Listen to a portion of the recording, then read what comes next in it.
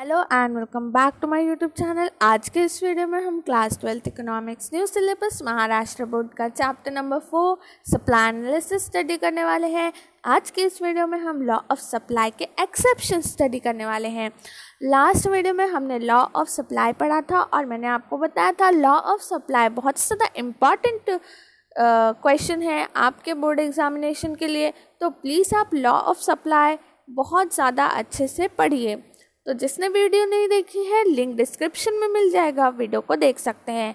ठीक है, तो लॉ ऑफ सप्लाई के साथ में एक्सेप्शंस भी पूछे जाते हैं आपको एग्ज़ाम के अंदर। तो आपको एक्सेप्शंस को कैसे याद रखना है, एक्सेप्शंस बहुत ही ज़्यादा इजी है। मैं आज के इस वीडियो में आपको बहुत ही ज़्यादा इजी वे में एक्सप्लेन करने वाली हूँ, तो वीडियो को लाइक शेयर करना ना भूलें और चैनल को सब्सक्राइब ज़रूर करें। तो चलिए शुरू करते हैं आज का ये video. First of all supply में हमने क्या देखा था, लॉ ऑफ सप्लाई क्या है, higher the prices of the commodity more the quantity will be supplied. ठीक है, जितना ज़्यादा प्राइस होगा कमोडिटी का सप्लाई उतनी ज़्यादा होगी, और जैसे प्राइस कमोडिटी का कम होता है तो सप्लाई जो क्वांटिटी की होती है, कमोडिटी की जो सप्लाई होती है मार्केट के अंदर वो कम हो जाती है। ओके, लॉ ऑफ सप्लाई में हमने यही देखा था। लॉ ऑफ सप्लाई में ऐसा ही होता है, जैसे जैसे इंक्रीज होता है प्राइस ऑफ द कमोडिटी वैसे वैसे इंक्रीज होता है क्वांटिटी सप्लाइड। जैसे ही प्राइस डिक्रीज हो जाता है तो क्वांटिटी सप्लाइड भी डिक्रीज हो जाता है। और इनका कैसा रिलेशनशिप है, इनका डायरेक्ट रिलेशनशिप है। ठीक है, इनका कैसा रिलेशनशिप है, इनका डायरेक्ट रिलेशनशिप है। ठीक है, किसका, प्राइस का और क्वांटिटी सप्लाइड का। ठीक है, तो फर्स्ट यहाँ पर exception to the law of supply हम स्टडी करने वाले हैं। तो फर्स्ट एक्सेप्शन है supply of labour. Supply of labour ये फर्स्ट पॉइंट है हमारा।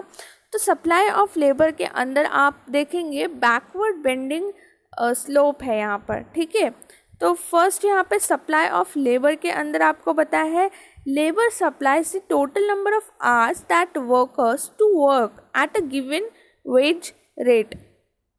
ठीक है, लेबर सप्लाई क्या होता है, total number of hours that worker to work at a given wage rate. ठीक है, लेबर सप्लाई में क्या होता है, जब लेबर को हम सप्लाई बोलते हैं, लेबर सप्लाई जो होती है तो मतलब टोटल नंबर ऑफ आवर्स जो पर्सन है, लेबर जो है वो वर्क कर रहा है। ठीक है, वो काम कर रहा है, कितने घंटे काम कर रहा है और एक पर्टिकुलर वेज रेट के ऊपर वो काम करता है। ठीक है, वेज रेट के ऊपर काम करता है, टोटल नंबर ऑफ आवर्स वो काम करता है और वेज रेट के ऊपर काम करता है।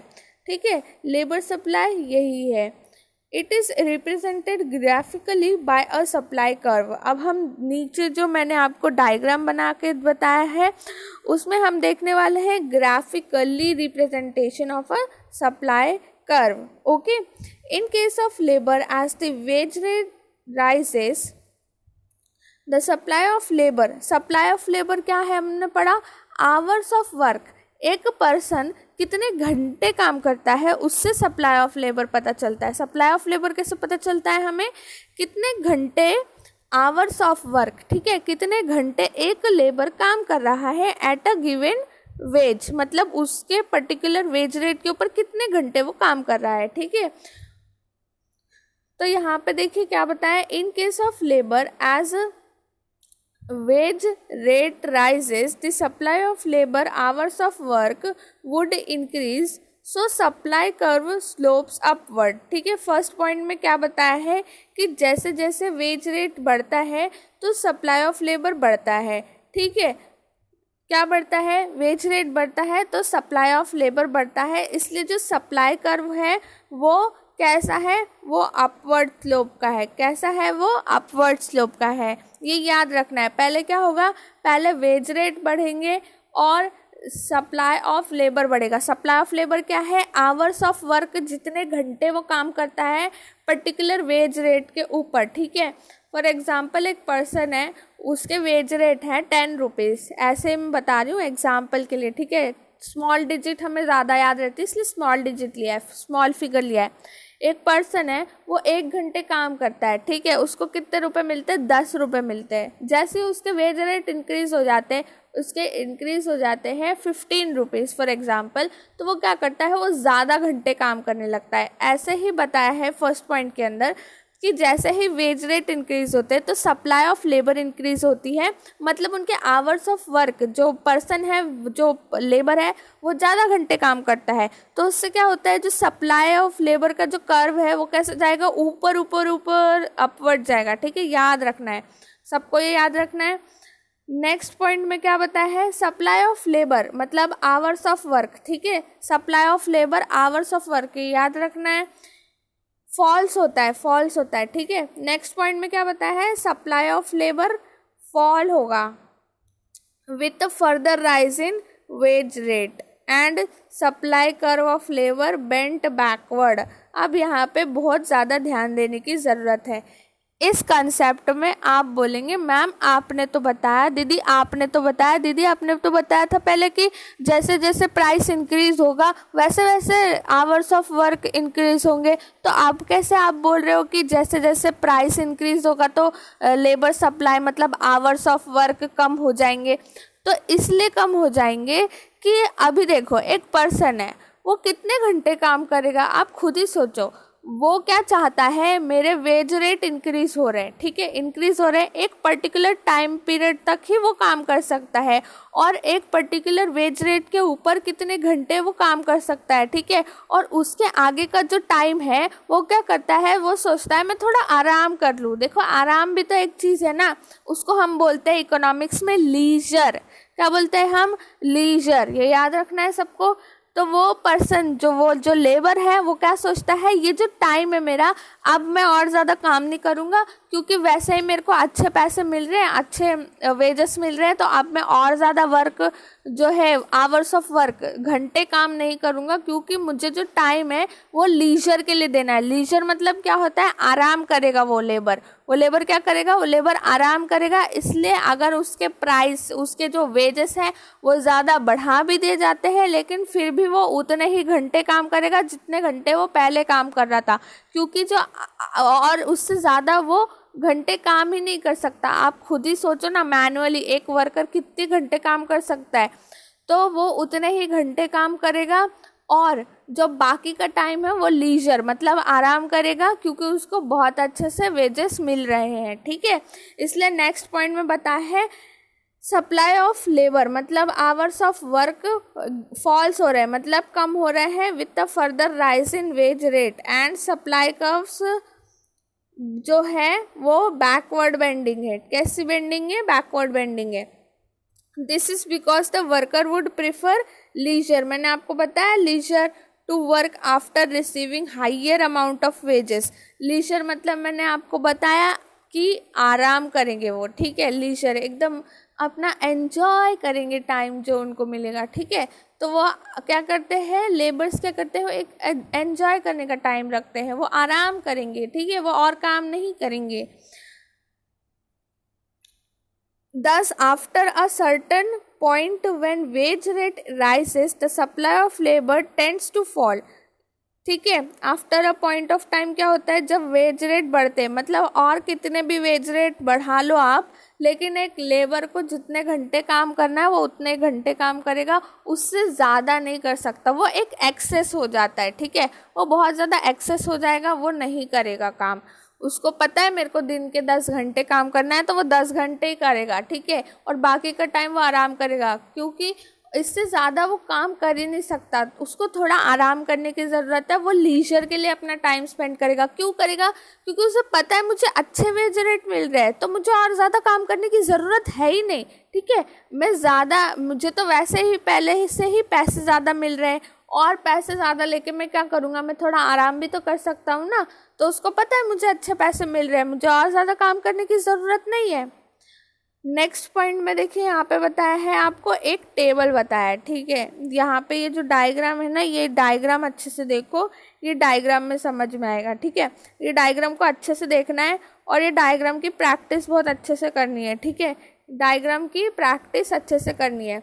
देखो एक्स एक्सिस पे क्या लिया है, सप्लाई ऑफ लेबर मतलब आवर्स ऑफ वर्क, एक पर्सन कितने घंटे काम कर रहा है। ठीक है, क्या लेंगे हम, सप्लाई ऑफ लेबर मतलब आवर्स ऑफ वर्क, जो लेबर के आवर्स ऑफ वर्क होते हैं, कितने घंटे काम करता है वो यहाँ पे लेंगे हम, एक्स एक्सिस के ऊपर मेजर करने वाले हैं, और वाई एक्सिस के ऊपर हम वेज रेट पर आवर लिखा है, मतलब एक घंटे में उसको कितने पैसे देंगे, ठीक है। एक घंटे पर आवर से यहाँ पे हम इसका रेशियो लेने वाले हैं, ठीक है। नेक्स्ट देखिए यहाँ पर, ये देखो पहले वेज रेट बढ़ रहा है, ठीक है। वेज रेट यहाँ पे फर्स्ट वाला है, एस से क्या हो रहा है, ये वेज रेट बढ़ा, ठीक है। वेज रेट बढ़ा ना, तो क्या हो गया, ये जो लेबर का जो कर्व था, सप्लाई कर्व था, वो बढ़ गया, है ना। ये देखो यहाँ पे लिखा है एस ए, मतलब ये एस से पॉइंट ए तक जा रहा है, तो क्या हो रहा है, इंक्रीज हो रहा है सप्लाई कर्व का, ठीक है। फिर क्या हुआ, ए एस, ये देखिए, तो क्या हो रहा है, वो जो लीजर टाइम है ना वो दिखा रहे हैं आपको। और उसके बाद ये जो एस ए और एस, ये जो बैकवर्ड बेंडिंग कर्व है, बैकवर्ड बेंडिंग कर्व क्यों होता है, क्योंकि जो पर्सन है उसको लीजर टाइम चाहिए। उसको कैसा टाइम चाहिए, उसको लीजर टाइम चाहिए, उसको आराम करना है, क्योंकि उसे पता है उसे अच्छे पैसे मिल रहे हैं। तो ये जो डायग्राम है इसको आप अच्छे से देखो, ये देखो पहले उसको कितने आवर्स काम करता था, वो पहले 5 घंटे, ठीक है, ऐसे फॉर एग्जांपल यहाँ पे ले लो, और फिर 6 घंटे, फिर 7 घंटे, ठीक है।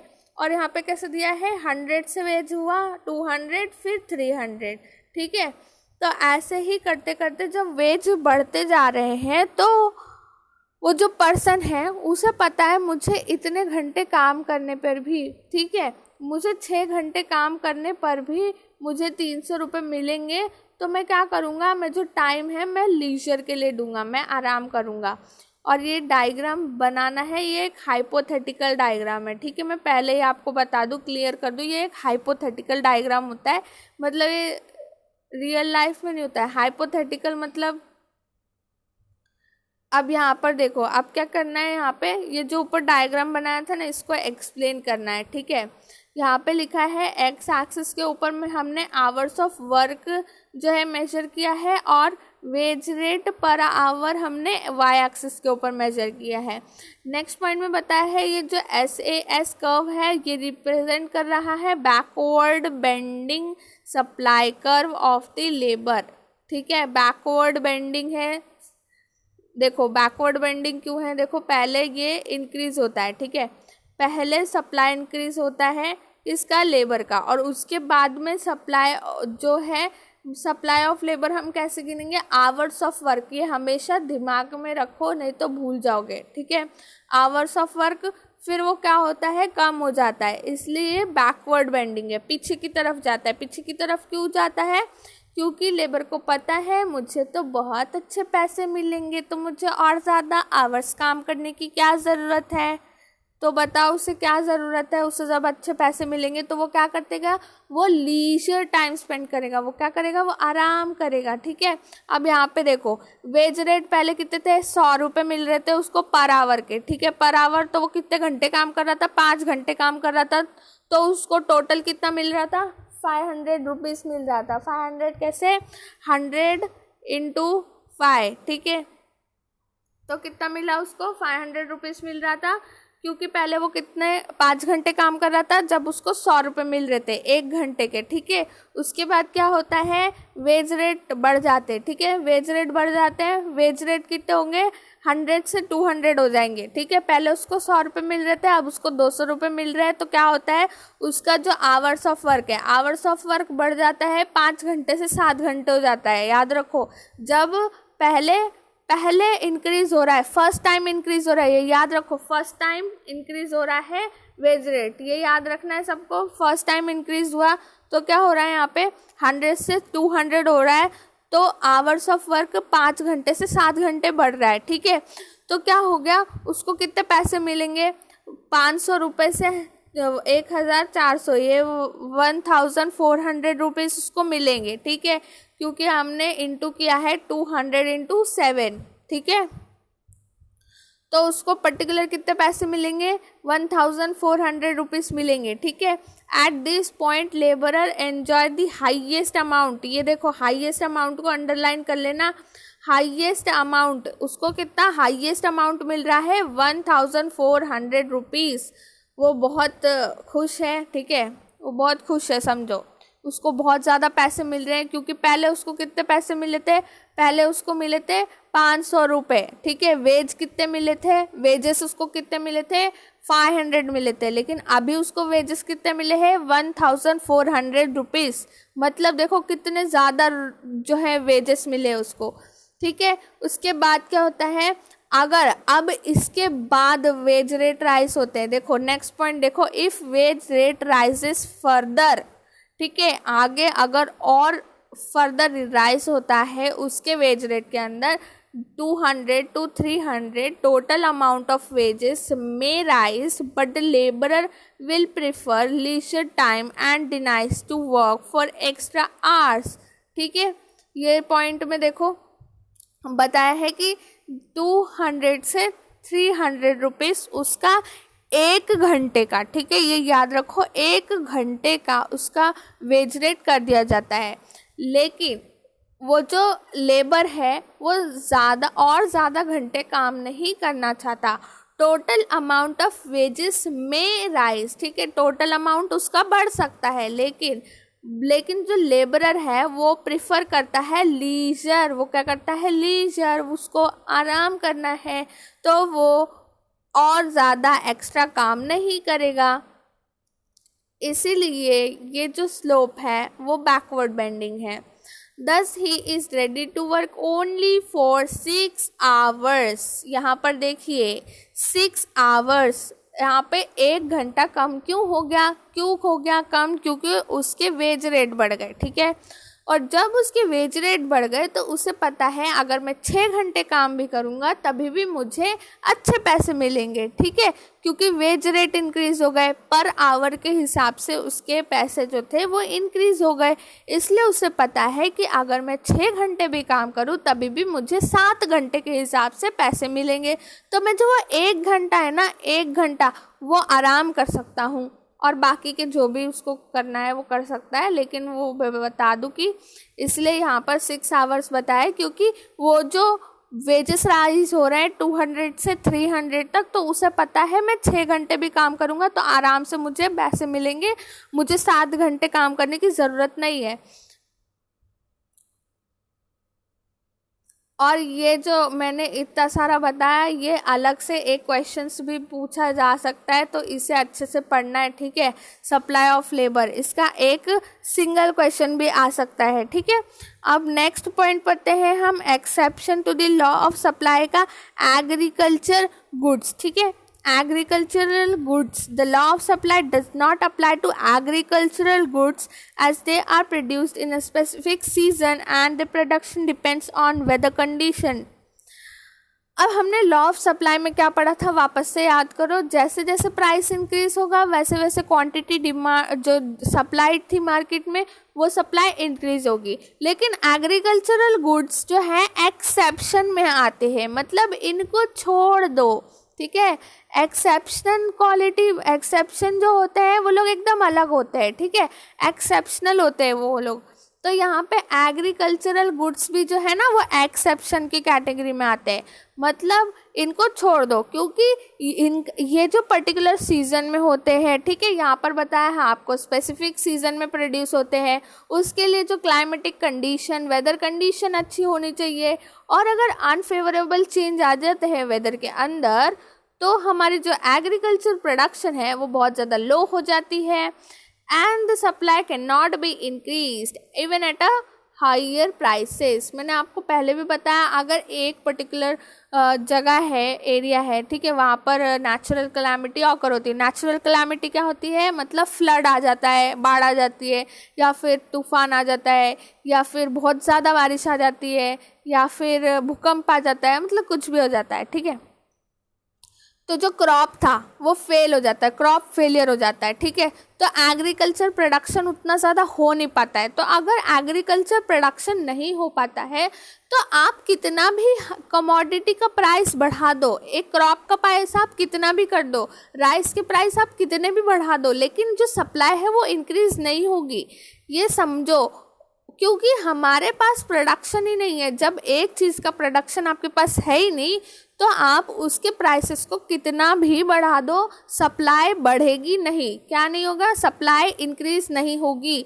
प्राइस इंक्रीज होगा लेकिन सप्लाई इंक्रीज नहीं होगी। किसकी? एग्रीकल्चरल गुड्स की। एग्रीकल्चरल गुड्स एक्सेप्शन की कैटेगरी में आते हैं क्योंकि इनका प्रोडक्शन हम नहीं बढ़ा सकते, क्योंकि ये सीजनल होते हैं और इनकी जोग्राफिकल कंडीशन होती है। और अगर natural calamities, weather condition unfavourable हैं तो प्रोडक्शन लो हो जाता है। ठीक है। नेक्स्ट पॉइंट है urgent need for cash. Urgent need for cash मतलब बहुत सारे ऐसे सेलर्स हैं, आप कभी मार्केट में जाओ तो भी आपको देखने को मिलेगा। ठीक है। फिर भी ये पॉइंट टेक्स्ट बुक में, मतलब पहले हम टेक्स्ट बुक वाला पढ़ते हैं। Urgent need for cash. If the seller is in urgent need for hard cash, he may sell his product at which may even be below the market price. इसको ना underline करो, below the market price मतलब एक चीज़ अगर market में 100 रुपये की मिलती है तो वो सेलर क्या करता है, वो उसको 80 रुपीज़ में बेच देता है। ठीक है, सेल कर देता है। क्यों कर देता है? क्योंकि उसको बहुत ज़्यादा ज़रूरत है कैश की। कभी कभी क्या होता है, कभी कभी उस सेलर को भी ज़्यादा ज़रूरत हो जाती है कैश की। फॉर एग्ज़ाम्पल उसके यहाँ पे कोई भी मेडिकल इमरजेंसी हो सकती है, या फिर उसे गांव जाना पड़ सकता है, कुछ भी हो सकता है। ठीक है, कुछ भी हो सकता है जिसकी वजह से उसको अर्जेंट नीड होती है कैश की। ठीक है, उसको कैश ही चाहिए होता है क्योंकि उसे कैश में पेमेंट करना है और उसको अभी अभी पेमेंट करना है। फॉर एग्जांपल तो उसको क्या लगेगा, मैं जल्दी जल्दी मेरा माल निकाल दूँ। मतलब ऐसे आप मार्केट में जाओगे ना तो वो बोलेगा मैडम मेरे को मतलब आप ले लीजिए, मेरे को माल निकालना है, मेरे को बहुत ज़्यादा ज़रूरत है पैसे की, ऐसा बोलते हैं।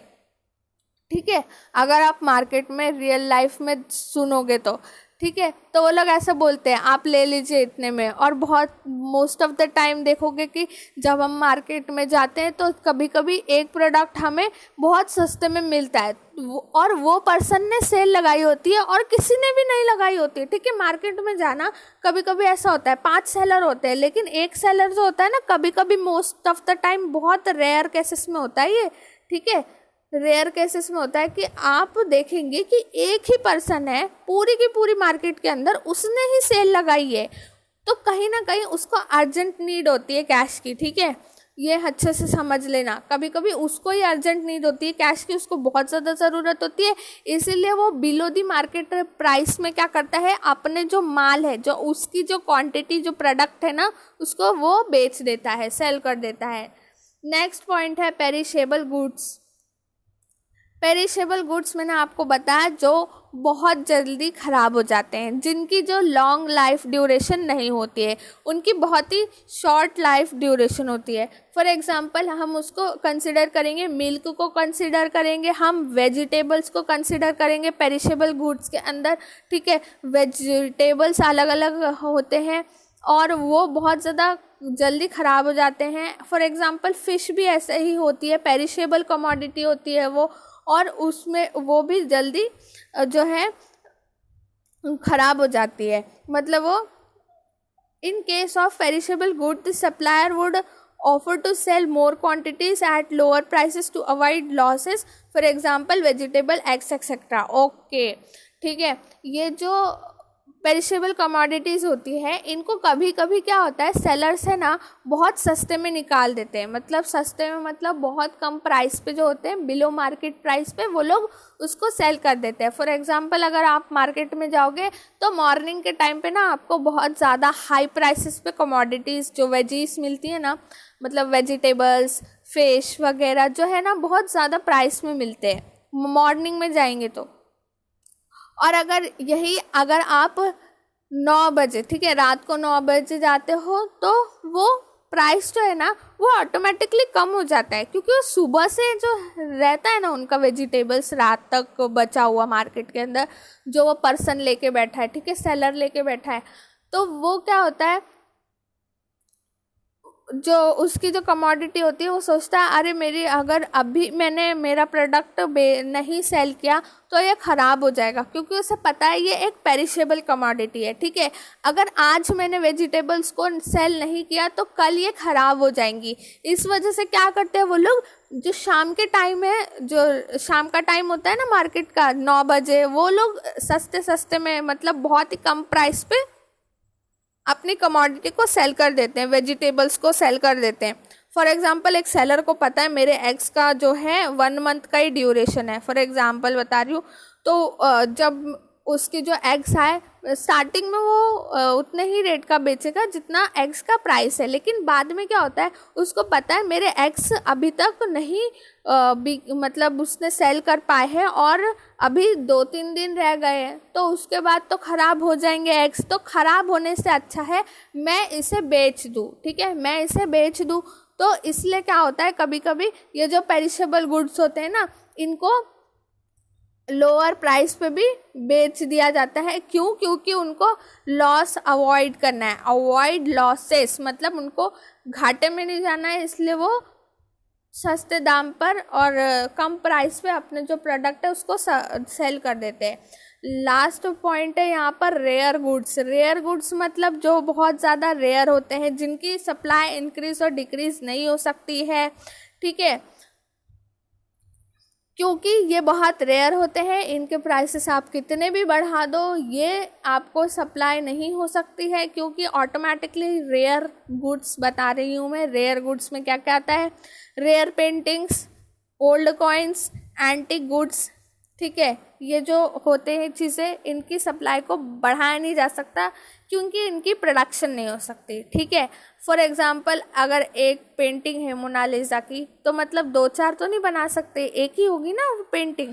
तो अगर प्राइस कितने भी बढ़ा दो तो भी सप्लाई नहीं इंक्रीज होगी, तो भी सप्लाई इंक्रीज नहीं होगी। इसलिए ये एक्सेप्शन के केस में पढ़ रहे हैं हम लोग, ठीक है, एक्सेप्शन के केस में पढ़ रहे हैं। और ये सप्लाई ना माइक्रो वाली सप्लाई, ठीक है। जब हम एग्रीगेट सप्लाई पढ़ेंगे ना तब बहुत सारे सेलर की सप्लाई होगी। तो ये याद रखना, यहाँ पे हम सिर्फ एक सिंगल सेलर, क्योंकि यहाँ पे आप हमेशा देखोगे कि सेलर सेलर लिखा है, और ये सप्लाई जो है ये माइक्रो वाली सप्लाई है। और जब एग्रीगेट वाली सप्लाई पढ़ेंगे तो वो मैक्रो के अंदर आती है। और मैंने सिर्फ एक्सप्लेनेशन के पॉइंट ऑफ व्यू से ईजी वे में आपको समझाया है, ठीक है। तो मिलते हैं हम नेक्स्ट वीडियो के अंदर।